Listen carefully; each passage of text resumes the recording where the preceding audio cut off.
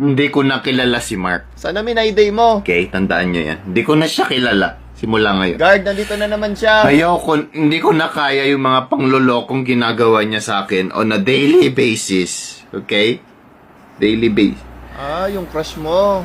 Paano bang nangyari? Nagbalikan sila nung ex niya. Ouch. Ha? Nagbalikan sila. Oh, tapos magkakilala ba kayo nun? Pinagsasabi mo, nagchat-chat na kami nun. Kahapon nagchat kami. Oh, ano bang napag-usapan nyo? Patingin nga. Oh, tingnan mo. Kakaganyan. Oh.